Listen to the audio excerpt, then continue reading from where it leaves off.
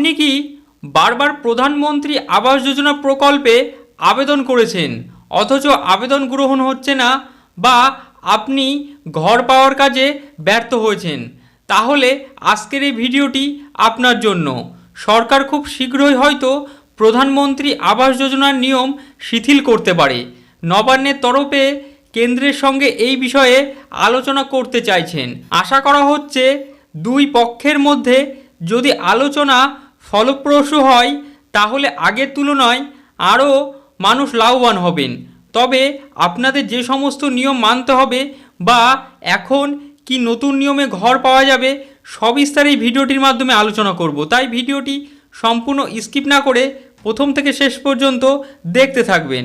আর আপনাদের ভিতরে শেয়ার করব প্রধানমন্ত্রী আবাস যোজনার আগের থেকে কি কি নিয়ম শিথিল করা হয়েছে বা কি কি নিয়ম পরিবর্তন করার পথে রাজ্য বা কেন্দ্র চলছে। প্রথমেই আসলে এই নিয়ম অনুযায়ী যাদের বাড়ি নেই অথবা পাকা বাড়ি নেই তারাই এই প্রকল্পের সুবিধা পাবেন, অথচ বহু যোগ্য উপভোক্তা শুধুমাত্র অ্যাডবেস্টার বা করোগেটেড শিট থাকার কারণে তাদের নাম বাদ চলে যান। সেই ক্ষেত্রে রাজ্য প্রশাসনের বক্তব্য, অনেকেই আছেন যারা দুর্যোগ বা ভারী বৃষ্টি থেকে বাঁচতে বাড়ির ছাদ কিছুটা মজবুত করেন। কেন্দ্রের এই নিয়ম অনুযায়ী পাকা বাড়ি থাকলে কোনোভাবেই এই প্রকল্পের আবেদন করা যাবে না। যদিও আগামী দিনে কি কপাল খুলবে অনেকের, সেই নিয়ে রাজ্য চাইছেন কি? রাজ্য চাইছেন যে রাজ্য যারা যোগ্য তাদের অল্প পাকা ছাদ হলেও তাদের যেন বাড়ি পায়, অর্থাৎ প্রধানমন্ত্রী আবাস যোজনা যে সুবিধাটি সামান্যতম ছাদ বা কিছুটা অ্যাডবেস্টার জাতীয় যাদের ঘর আছে তারাও যেন এই প্রকল্পের সুবিধায় আওতায় আসতে পারে, সেটি চাচ্ছে রাজ্য সরকারের তরফ থেকে। তবে আবাস যোজনার এবার যে কোটা সিস্টেম, সেই কোটা সিস্টেমের বিষয়ে কিছুটা ধারণা আপনাদের ভিতরে তুলে ধরবো। দেখুন, তার আগে যদি ভিডিওটি ভালো লেগে থাকে ভিডিওকে অবশ্যই একটি লাইক করবেন। সূত্রের খবরে আবাস যোজনার খুব সম্ভবত কোটা সিস্টেম লাগু হতে পারে।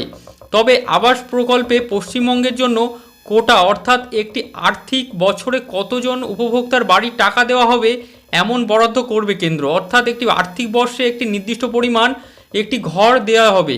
এবং উল্লেখ্য, কেন্দ্রীয় মন্ত্রী শিবরাজ সিং চৌহান বৃহস্পতিবার প্রধানমন্ত্রী আবাস যোজনা গ্রামীণ অর্থাৎ PMAYG এর অধীনে 12টি রাজ্যকে দিয়েছে কত টাকা? 12টি রাজ্যকে দিয়েছে 10,21 কোটি টাকা মূল্য অনুমোদন করেছে। তার ভিতরে বিভিন্ন ধরনের কনফারেন্সের মাধ্যমে আসাম, ছত্তিশগড়, গুজরাট, হরিয়ানা, হিমাচল প্রদেশ, ঝাড়খণ্ড, এছাড়াও কর্ণাটক, কেরালার মতন এই রাজস্থান, তামিলনাড়ু এবং উত্তরপ্রদেশ রাজ্যগুলিকে এই অনুমোদন দেওয়া হয়েছে। তবে এই অনুমোদনের লিস্টে পশ্চিমবঙ্গের কোনো এখনও পর্যন্ত নাম দেখা যায়নি। প্রধানমন্ত্রী আবাস যোজনা নিয়ে বড় আপডেট।